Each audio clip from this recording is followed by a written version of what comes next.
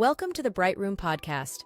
We interview founders, thought leaders, and everyday pirates to discover new approaches to old problems for a brighter tomorrow.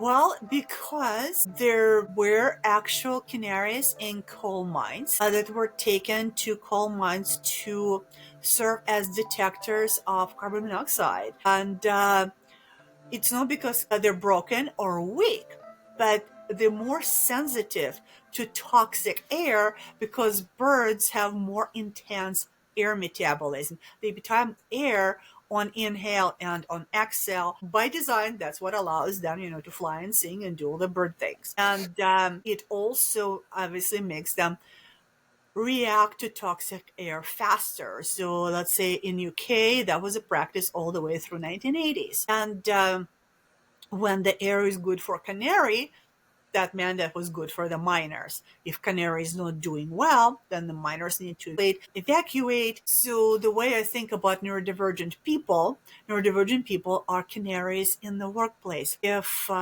something is toxic for neurodivergent people, it is likely toxic for everyone. Actually, it's definitely toxic for everyone. So it just affects other people after a longer period of time. So if your workplace is really stressful, if there is no flexibility, if there is bullying, it is going to impact everyone, but it just is going to impact neurodivergent people faster. Hi there, my name is Irina. I'm the founder of Bright Room.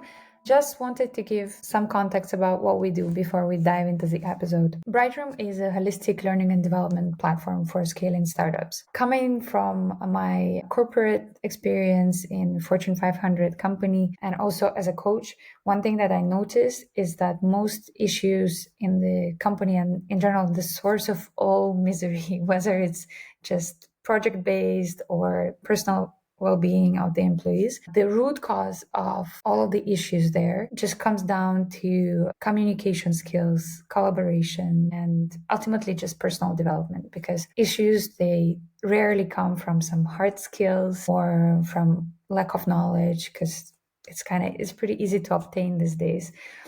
But the issue normally just comes down to not communicating expectations clearly, being too scared to give feedback or being too sensitive to receive feedback when it's given to us. It comes down from the egos clash. It comes down to not being able to set your own boundaries or to ask for help when needed. In the end of the day, it just comes to personal development, to soft skills development, and it needs to be happening on a consistent and continuous basis and with other people, because those skills, they are exercised with people, and so they need to also be learned and practiced with people. So learning really needs to be a lifestyle, and that's what we aim to simplify with Bright Room, because currently learning and development is pretty expensive and it's kind of hard to find. So it becomes this one-off initiative, and that defeats the whole purpose because you're not going to become super muscular from one day workout, and you're not going to be a masterful communicator or leader from just once a year training. So the platform enables you subscription, Netflix-like access to live interactive learning that's chunked down so people can access it on a continuous basis and fit it into their week.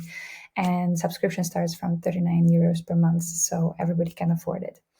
If you're a scaling startup and you're interested to level up your talent development, please get in touch and we can see how we can collaborate. Very excited to have you here, Ludmila. Thank you so much for joining us, and I'm so excited for our conversation. Ludmila is one of the leading experts in the field of neurodiversity and inclusion. She wrote an award-winning book, The Canary Code, and in general has contributed to multiple publications such as Forbes and Harvard Business Review and Psychology Today, and I'm sure many others.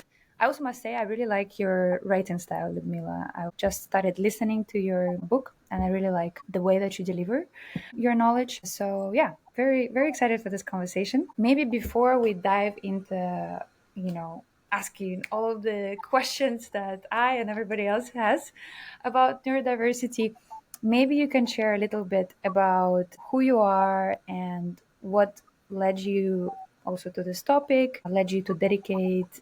I think I read somewhere it's like 4 years of research and one year of writing the book, if not mistaken. So it's quite a significant amount of time. So, what drives you and what keeps you going in this field? Sure. Well, the book took 5 years because I started thinking about it at the end of 2019. And so, yes, there was a lot of research before it came out, but really the experience and the reason for writing it was my entire life and my entire experience, because I've always worked in some shape or form in inclusion and diversity, starting with global intercultural diversity. And I talk about it a little bit in my book, but I worked in a wonderful company. They had great intercultural relations and people from different countries got along, but that was the only level of human differences they paid attention to. So, for example, when it came to gender, there were quite a few issues, and that made me wonder, is it possible to include every aspect of a human? Because obviously there are big national differences, there are subcultural differences, social economic status, gender, disability, and on and on. So really that was like 30 years ago that I started thinking about this and trying to figure out how to create organizations that really include everyone and that support everyone. So when I started working in this intercultural relations, it also just brought all kinds of other questions about human diversity. So then I got my degree in industrial organizational psychology, and I specifically wanted to do my doctorate because I wanted to figure out how to change organizations in a way that they are fully inclusive of all types of differences. And then, after many years of doing different things and working with organizations and teaching, I finally started thinking that the neurodiversity and addressing differences on the psychological level is really the key, because all of our differences, whether it's differences in our upbringing due to social economic status or national cultures or gender differences, they all manifest on psychological level. So if we start inclusion on the psychological level, the emotion, the cognition, how we perceive the world, we are able to create organizations that are much more inclusive.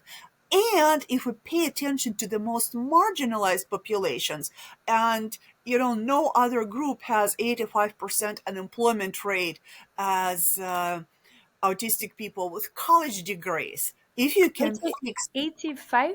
85%, yes, at least by some studies. It's better in Germany. So Germany, Australia are quite a bit better than, let's say, US or UK. UK is like 78%, and they're proud of it because they're better than the US. I know it's bad. So With a degree also. yes, You mentioned people with a with degree. college degrees specifically.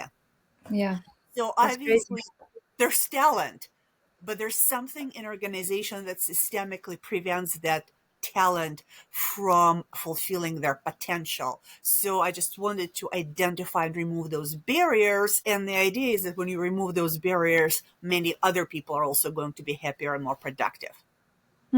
Maybe you can start with the vocabulary, so that, because even as I was saying it, although I've also read already, did some research, what's the correct, how do I pronounce it correctly? I'm still confused, I must say. So maybe you can also share a little bit just what is neurodiversity to begin with, and what terminology should we be using.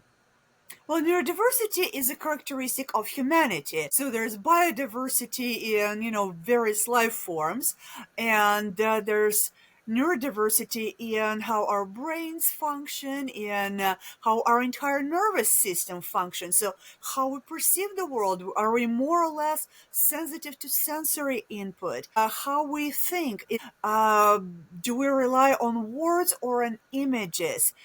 how intense our emotions. So all of those, or even movement, like sometimes coordination of movement is also involved in our nervous system. So all those differences in our nervous system are humanity level neurodiversity. But humanity also has a tendency to kind of create boxes and try to put people into boxes. So we kind of gather the typical average expectations from various cultures and call it normal. But what it actually means is expectations of neuronormativity. If you think about ancient Egypt or modern Japan or, US now and US 200 years ago, there are differences in how people behave and what is expected. So even the idea of neuronormativity has evolved with time. It's different geographically. So it's kind of like a human construct of what's expected. And it is kind of loosely based on dominant social norms and the more typical types of nervous systems. But then we kind of labeled everyone who doesn't fit this idea of neuronormativity as strange or bad or medically labeled, depending again on our culture and how we think about it. And there's quite a bit of shunning and discrimination that can be involved with people who don't fit the idea of neuronormativity. And then people are saying, you are just you're too much. Why are you focusing on this one thing? Or why can't you focus on one thing? And those differences in focus are adaptive. Humanity in general needs people who are exploring and paying attention to multiple things and notice things quickly. And humanity also needs people who focus very deeply and pay attention to one thing and take care of every detail. But because we kind of created this arbitrary box, even though we need those kinds of people in the society, we label them, shun them, call them names. And so they've been called, all kinds of things from extremely inappropriate to medicalized, like autism or ADHD or Tourette syndrome or dyslexia. But basically, those differences are not necessarily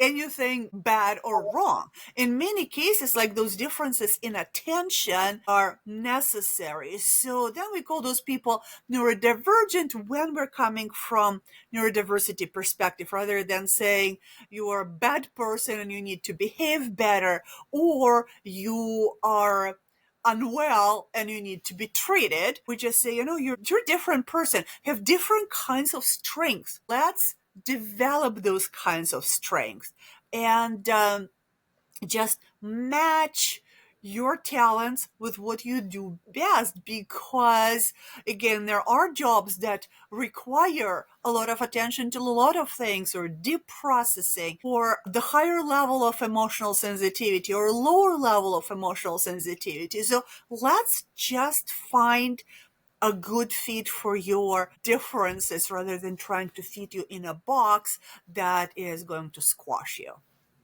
What percentage of the population is neurodivergent, Well, Ludmila? it's a bit of a trick question because usually estimates say between 15 to 20%. And that's saying so maybe 10% are dyslexic. And we used to say 1% autistic. Now it's more like 3%. And ADHD are also estimates vary widely because so many people are diagnosed later in life or never diagnosed. But overall, people would estimate 15 to 20%, and there's obviously significant overlap. So neurodivergent person can have multiple neurodivergent differences. They could be dyslexic and they can also have ADHD, or they can be autistic and ADHD, and have PTSD and other things. So it's 15 to 80% is a pretty modest estimate. And we're not even talking about other things, like we could even consider other forms of neurodivergence like long COVID. So there's a difference between sometimes the more precise term neurominority, which is people who were born different, like wired differently, like autistic people or dyslexic people, but we're not even talking very much about acquired neurodivergence, which could be brain trauma or brain surgery or long COVID. So when we start adding all of those differences, the number probably is even higher than when we're just counting neurominorities. And very often people say neurodivergent, but they actually mean neurominority. Neurominority. Okay, got it. On that note, could you maybe also explain a little bit more on maybe some of the most common? I mean, I'm sure we're not going to be able to cover all kinds of neurominorities, but maybe some of the most common and, like what they are and how might they manifest? Because I've been, actually what prompted me to seek you out specifically and talk about it was because I was at a pretty big conference, and it was actually like specifically HR conference, and there was a question from the crowd related to what do companies do to ensure that yearly evaluations are fair to everyone and don't disadvantage neurodivergent employees. And there were four people in the panel, and nobody actually even knew what neurodivergence is, like even as a definition, let Wow. alone like, what types there are, like what company can do potentially to. So I thought maybe it would be helpful to speak about some of the most common types just to give a bit more flavor on what does it look like in real life. Okay. Well, with a caveat, I already mentioned that many neurodivergences overlap. And even within that, people are very different and they can have very different personality. And so let's say you take ADHD, there are three different types of ADHD just in the medical books, and then how it manifests within the actual human. There could be a super dreamy person who is not impulsive at all, but they just kind of like a daydreamer, and they're also an introvert, and they're kind of quiet and not your typical like bounce off the wall, and that could be female presentation, but not necessarily.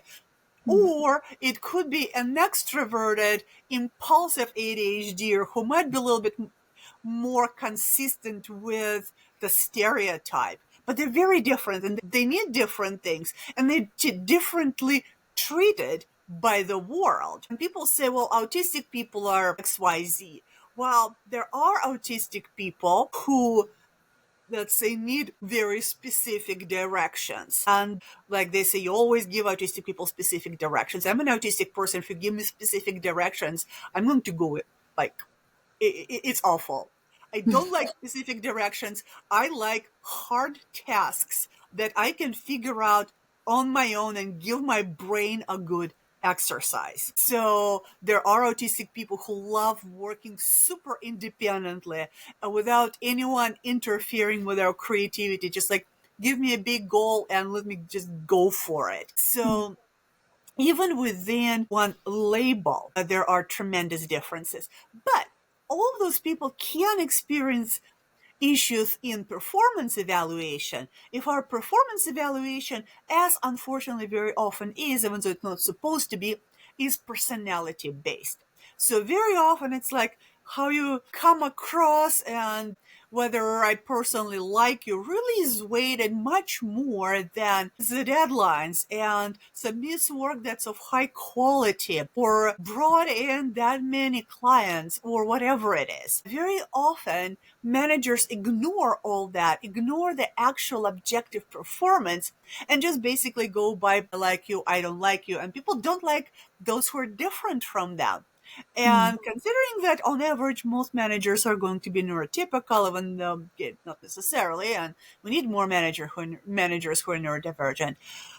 But very often, performance evaluation boils down to you're similar to me and I like you, or you're different and I don't like you. I have a bunch of stories in my book. So, for example, a story of someone who was said, you eat loads for breakfast, you're the best worker, but your personality needs to be fixed. So you need to have this coaching to make you more sociable. And basically, they just broke that person and sent her into depression. because it's like, as a human, you don't cut it. And that is what needs to go away in performance evaluation. Let's allow us to be different types of human, not just this narrow definition of human, what human is supposed to look like according to you because you want people to be similar to you. And just let us work with our strengths, do what we do our best, and evaluate us on the outcomes of that. So if that's Yeah. helpful, and then obviously there are other things like dyspraxic people, and people don't understand sometimes too, like, okay, so it's difficulty with coordination, you have terrible handwriting, you're bad at throwing the ball, but then there are other things. There could also be some differences that overlap with ADHD and autism within dyspraxic populations to some extent. So you just have to be very careful, but there are many differences and you need to be able to separate those differences from the actual outcome and also allow people to achieve those outcomes in ways that they work. Yeah. So it's really much broader than neurodiversity, because perception management is, I mean, so many people are affected by it beyond any one or multiple neurodiversity that you might have. That's why my idea that neuro-inclusion is always intersectional inclusion. Because if you think about immigrants are obviously also hit by those prejudices that people who grew up in a different social economic class are not going to behave according to those, middle class to upper middle class social expectations, and on and on and on. People from other regions are not going to be the same. So yes, if you get inclusion on the psychological level, you do get different types of inclusion, from cultural to gender to so forth. So, I mean, it seems like a huge topic, and that starts if we're just looking at the isolated on the work environment. So obviously, then it starts at the recruitment phase, or I guess probably at the job ads, like even before the interviews. Yes. When you create jobs, it starts there. What might companies do to, well, I guess, attract neurodiverse talent more and make it more accessible? Well, my entire book is about that. But first of all, create job descriptions that make sense. I know some people are now starting putting things like ADHD welcome, autistic people welcome. Well, that's nice. But are your jobs actually friendly to that? Because whenever you start saying your jobs and responsibilities are this, and that, and then whatever you want, whatever else we want you to do, and you need to be, doing statistics with constant interruptions, like the real actual ad that I've seen. And even if you say neurodivergent people are welcome to apply, the job is not designed for a neurodivergent person, because this job is designed for the cognitive profile that's just like you can do everything reasonably well. So it's like your typical B student, right? Person who fits into that idea. You can do a little bit of this, a little bit of that.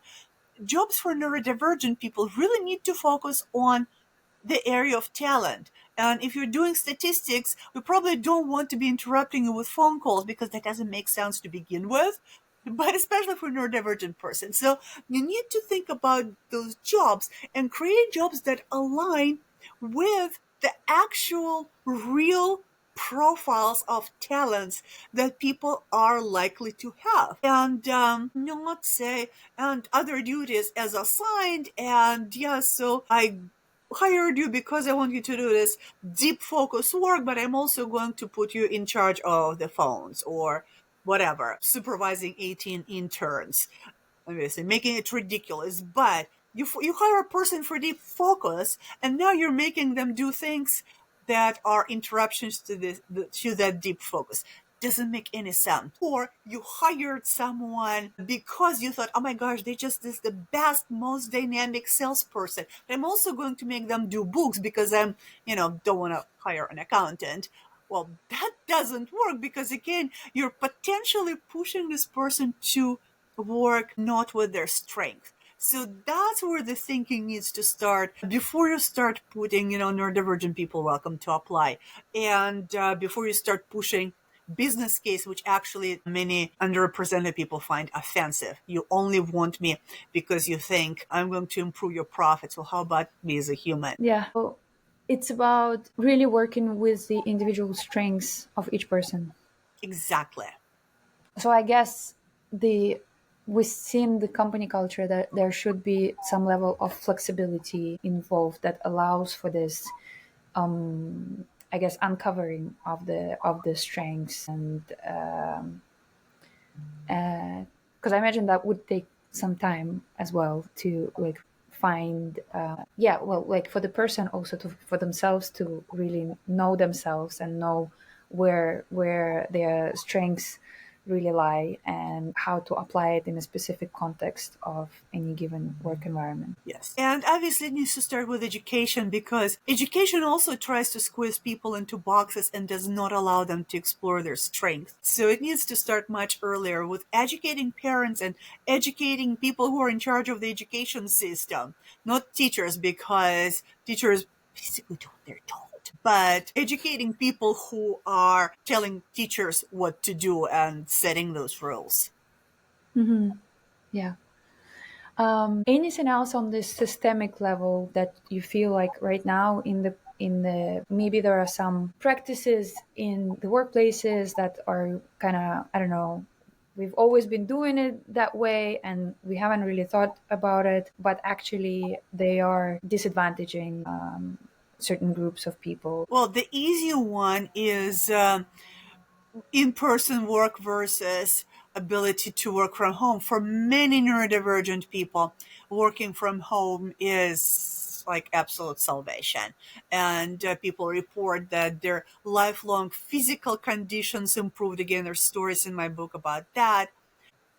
Not everyone. There are some people who like being in person for a variety of reasons, but many neurodivergent people who are really prevented from working by in office work because it's loud and you're constantly interrupted or you have trouble commuting. And it's really like because you've always done it, because we know that remote work works. And when people are saying, no, but we've always done in person, so let's go back to being in person, I'm not entirely buying that argument. And how about please do hybrid and allow people to work where they work best? And then there's all the data about open offices that they increase sickness and sick leave by 62%, and they stress people out to the point that they're like physiological levels of stress increase by 32% after 8 minutes in the open office. And it tends to hit neurodivergent people more, or at least a higher percentage of neurodivergent people. So again, those are practices that people are just imposing without really thinking about it very deeply. Even the physical environment practices, and then obviously management practices, where we just say, okay, I'm the boss and this is my style. And if you don't like my style, you can leave, which I literally have heard some people say. Well, how about we'll think about other people and not rule over them in whatever way you want, but actually get to know them and support them working in ways that help them achieve their maximum potential. It even makes sense for your organization. And then obviously, in my mind, it's just important to treat people with dignity to begin with. So there are many, literally take any aspect of talent practices. New person orientation is very much one size fits all, and then they do this icebreaker that scars someone for life. So because they're just so embarrassed, and there's just so many things that we've always done that really come from this very narrow, everyone should be in this way mentality that just lack flexibility and lack justice. And those are some of the principles, again, that I really stress in my book. I don't want to put you on the spot, but if you have an example of an icebreaker that would be an inclusive icebreaker, because I mean, Brightroom offers a lot of workshops, and now that you said it, I started wondering like, did we use any icebreakers that might have scarred someone for life? Do you Well, have anything that's like top of mind? it's much easier to think of something that's not inclusive. So, for example, I mentioned dyspraxic people. You force them to do something physical, and or someone just has any kind of invisible condition, and you force people with non-apparent conditions to do physical things that they can't do, and it can be completely embarrassing. But it's hard to think of something that's super inclusive because, let's say, if you'll make it a verbal icebreaker, not everyone's super comfortable with verbal communication. So in my mind, the only way to make it inclusive, and I mentioned it in one of my articles, if you actually need to do icebreakers, if you just like think that this is a really good way for people to introduce themselves, give people, maybe you do 2 out of 3 or you do 2 out of 4. So you mingle, you meet people, but you can do a verbal one if that's what you like, or you can do a written one, you can do a physical one, but you don't have to do everything, and you don't have to do the thing that you find embarrassing. And I'm not even talking about like some other stuff like the graduate school icebreakers could be really bad. Not Okay, even so workplace. Yeah. it's about providing options for people to choose from, so not Yes. forcing them into something. Yes. Because otherwise we always risk of coming up with something that is really not someone's favorite activity. Yeah. I'm gonna ask a question because somebody left a question in the Slido that I have shared prior to this call. So I'm gonna read it out. Anonymous question: Is normal and not normal a false dichotomy? Aren't most of us neurodivergent, just like each body is constructed with minor variations? So too is our brain. Yes and no. It's a question that people do talk about it, and there are some people. Some people say we are all neurodiverse, which is correct. Are we all neurodivergent in some way? We're all different.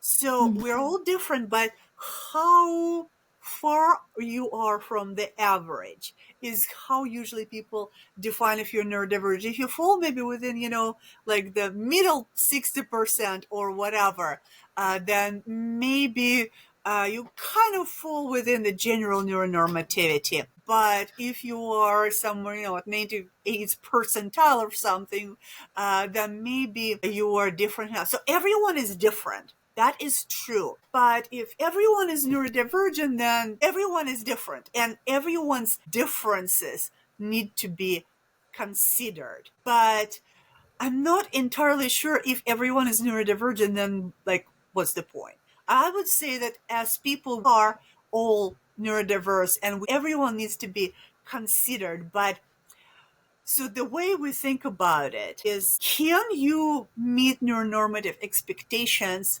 without getting sick? So that to me is a cutoff. So some people love meeting neuronormative expectations. They love icebreakers, and they love lunches in restaurants with music. And then there are people who can force themselves to do it.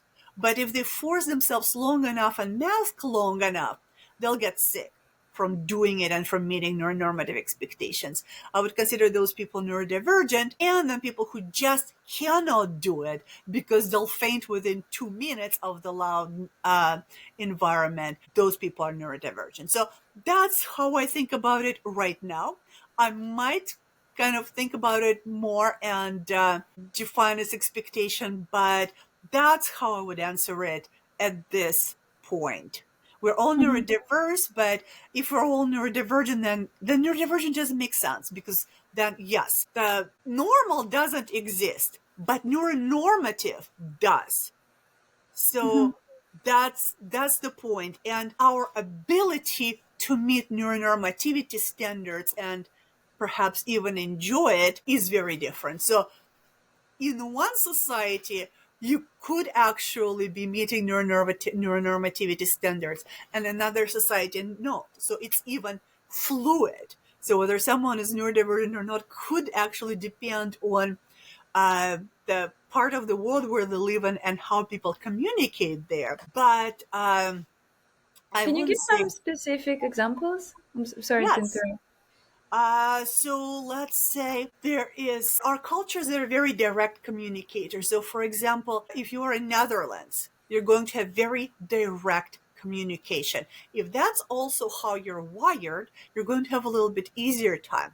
If you are in a very subtle communication like Japanese culture and many other non-Western cultures, but there are some Western cultures that are also more non-direct. If that aligns with your brain style, you're also okay. But for some autistic people, it might be a little bit harder to deal with cultures where all communication is very subtle and indirect, and very easy when it's and a little bit easier when it's more direct. Or there are, for example, cultures that they're not big on big talk. Who cares about big talk?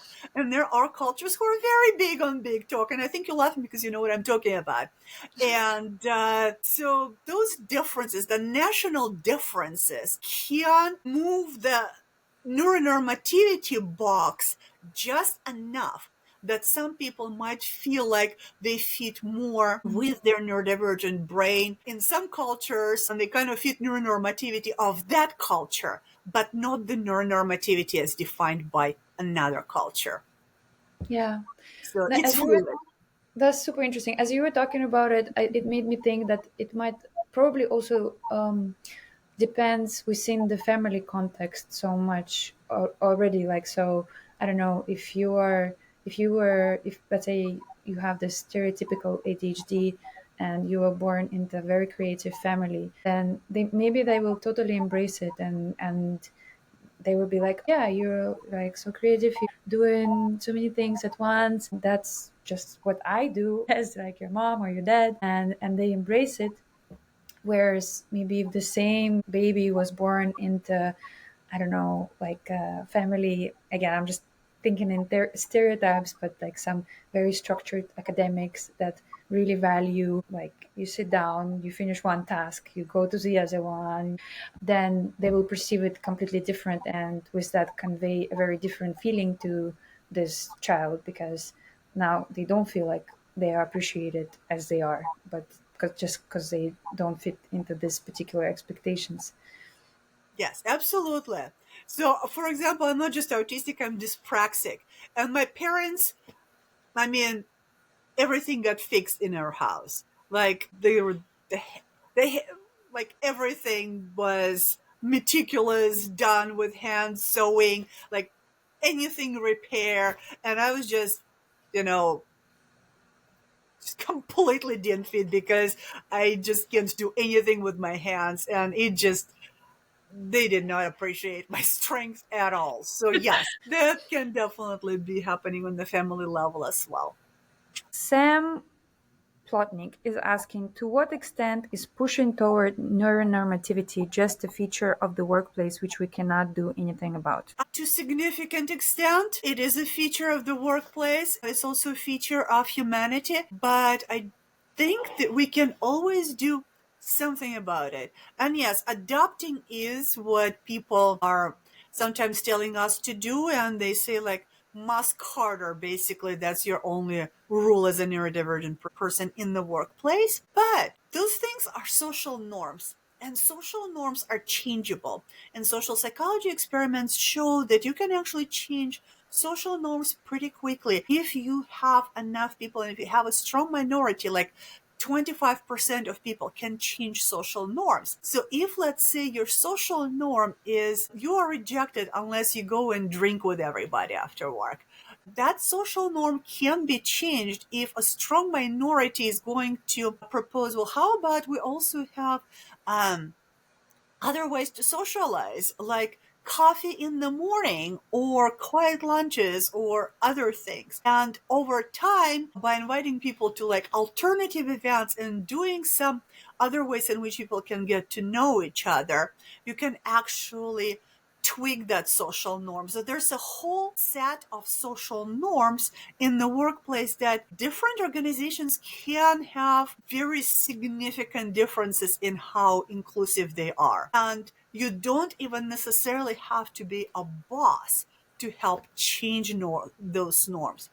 It actually is possible for a regular person, whatever that means, even for one person, but it's better if you have two or three, to actually propose alternatives and start behaving in different ways. Like if everyone is making fun of people who are, either talk too much or don't talk enough. Well, if you just by one person say, oh, I like that this person is so quiet. What's wrong with being quiet?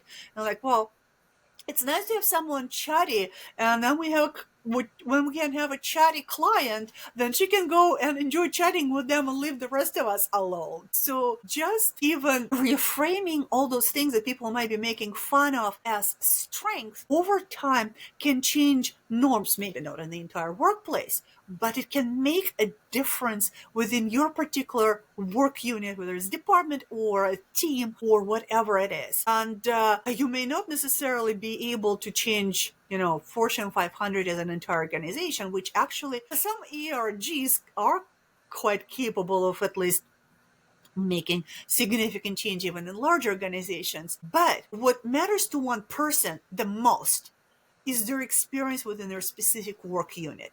And yet, yes, humans can do significant work to improve psychological climate within the work unit, and that actually doesn't even take very long. What I'm taking away from it is that everybody can make the workplace more inclusive by. I feel like the first step to me, it seems like it's being curious and not making assumptions. Yes, Because the whole thing becomes so specific traits, they only become an issue when we're making assumptions and interpretations of what they are. exactly. And if we approach it from the standpoint of curiosity and provide different options to participate and feel included and belong, then that would be a good first step for everyone. How do you see the role of a leader or a manager? Do you feel they have a different responsibility, power, moral obligation to support neurominorities in their team? They have responsibility that comes with more leverage. Every human is responsible for their own behavior. None of us should abdicate and say, just because we have a bad climate, there's nothing I can do, even if I'm not a leader. But leaders do have more responsibility because they have more power. And the leader has more power to change social norms. If everyone is making fun over someone, the leader can nip it faster sometimes than a coworker or two coworkers. And they can create regulations that are supportive. They can establish rules for flexibility. So yes, leaders have more responsibility because they have more ability to change things, and that's applicable to leaders on all levels, whether you set rules within this particular group and you can directly tell people that no, we don't make fun of those things, or if you are a high level CEO and you can change your entire organization to be more inclusive, or if you are an HR person and you can tweak performance management system so that it is less subjective. I actually do have 4 chapters on leadership in my book for that very reason, because leaders can do a lot, and they can establish the tone and they can lead by example. And if they show respect and treating everyone with dignity and listening to people and not expecting that everyone is going to be like them and enjoy the same things, then leaders can make a very significant difference. Yeah. Um, I to add to that, I feel like I don't know if that's direct responsibility of a like direct manager, But I feel like a good manager should also support in this perception management. If they are working in a climate where maybe there are not so many systemic structures that support for this objective evaluation, that then maybe that's also where a manager could step in and advocate on behalf of maybe shy employees or not, more introverted employees that are not where their strengths are somewhere else and not necessarily in advocating for themselves. Yes, that would definitely be another way to be an inclusive leader is advocating for people and not speaking over them, because sometimes people get a little bit carried away and not allow people to speak for themselves, but they can definitely advocate. They can also run meetings in different ways, because the traditional meeting where whoever yells louder wins is not for everyone, but leaders can say, let's make sure everyone takes turns to speak, or they can provide opportunities for written input. So even in this immediate way, they can also shape and give those people who might have very good thoughts, but they're just not going to yell over the loudest person in the room, the ability to participate. So not just advocating for them, but also creating an environment where they have more opportunities to speak for themselves. Yeah. Well, that automatically creates more space for at least half of the workplace, because Yes, women exactly. typically also suffer from not having enough of airtime. Maybe a few words about the your book, the Canary Code. Why is it called the Canary Code? Well, because there were actual canaries in coal mines that were taken to coal mines to serve as detectors of carbon monoxide. And it's not because they're broken or weak, but they're more sensitive to toxic air because birds have more intense air metabolism. They become air on inhale and on exhale. By design, that's what allows them, to fly and sing and do all the bird things. And it also obviously makes them react to toxic air faster. So let's say in UK, that was a practice all the way through 1980s. And when the air is good for canary, that meant that was good for the miners. If canary is not doing well, then the miners need to evacuate, and then they actually had little canary resuscitation devices, so they would actually give them oxygen and Mm. revive them. So the way I think about neurodivergent people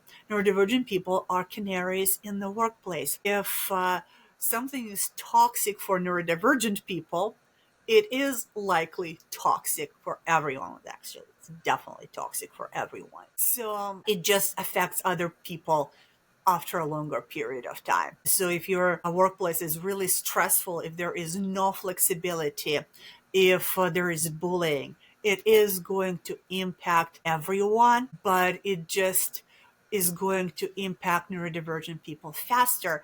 And actually, with autistic people specifically, there is a very direct parallel. So canaries metabolize oxygen more rapidly. Autistic people process more information. So for young autistic people, the brain is so much more active that it processes about 40% more information at a given amount of time than the average brain. So if this information is toxic, autistic person is going to pick up on that first. So everyone is affected by noise, but autistic person is going to be suffering first. Everyone suffers from bullying, but an autistic person is going to feel the effects first. So literally functioning as a canary in the coal mine. But the point is not just to give oxygen to the canary or not allow canaries into the workplace so we can continue living in denial how toxic it is, because that's really what often is happening, and it probably explains the high levels of unemployment among neurodivergent people. But if you fix those barriers that are creating all those horrendous unemployment levels among neurodivergent people and specifically autistic people, which is bad interviews and evaluation based on personality and completely ignoring the outcomes. It will not only improve the air in the workplace for neurodivergent people, it will improve the air for everyone. That's a beautiful analogy, and I think it's a perfect place to also close this conversation. Although, I mean, I have a ton more questions, but the time is finite, and I have this thing also for the podcast, which I thought was very original, but then people told me it's actually something from another way more popular podcast, but I haven't come up with anything better yet. So I'm just rolling with it. And the thing is that the guest from the previous podcast asked a question for the next guest without even knowing who it is. So there is the question today that came from David Hensel. He's the founder of Love Not Fear movement, I want to say. It's about acting out of love rather than out of fear. And they provide also organizational and personal training. It's a very cool concept. And so he actually gave you choices of questions. So you can choose a question. Nice. You see, it's already acting on some of the suggestions. Obviously, also feel free to ignore it if you're not feeling it like it. So the questions are, one option of the question is, do you have a defined vision and mission for yourself? So kind of like what you do for the company, like the companies like to have the vision and mission statements. Do you have something like this for yourself personally? And if so, what is it? And another alternative is, in which areas of your life are you acting out of fear? And I can give you an example of like acting out of love, out of fear. For example, I hate sales. So right now, this is something where I need to drag myself into it. And it's definitely something where I'm acting out of fear right now. But you can do the same thing out of love if you kind of reframe it for yourself. And if I were not to think about how I don't want to be salesy or pushy or whatever, but if I were to reframe as like, I really want to provide value to this person, then that would be acting out of love. So just to provide a little bit of context. So if, I don't know, are you open to answer either of those two questions? Well, I think I can put them together because I want to improve workplaces and I want to make them more inclusive. It's a huge professional goal, but it's also a personal goal because I love neurodivergent community and I love neurodivergent people. And I think they can have much better life in the workplace, and all people can have a much better life in the workplace. So it is a very important mission to me, and it's driven by love, but it's also driven by fear, because if organizations continue doing what they're doing, personally find that future terrifying, and not having opportunities to exercise your talents. I think it's a threat to humanity when so many people are just barely surviving instead of thriving.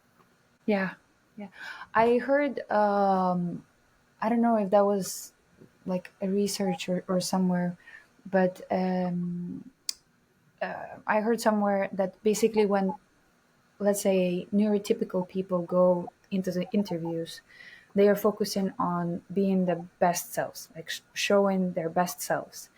And then when neurodivergent people go into the interviews, they're just trying to be normal. To And be their real self because they want to be known for who they actually are. That's obviously generalization, and it's not going to apply 100% to everyone, but there's quite a bit to it. yeah, it really made me realize just how much potential and energy is being spent on just trying to fit into this box. And if Yes, there was no box, then all this energy could be directed into much more productive and exciting activities. exactly. Ludmila, thank you so much. It's been very enlightening for me, and it's been a pleasure speaking to you. And I really appreciate you waking up so morning, end of the year, when everybody is in the hustle of closing the Q4 and the year in general. So thank you so much, and happy Christmas, happy New Year's, and I'll be following you for more insights. The same to you, and happy holidays. It was fantastic to be here.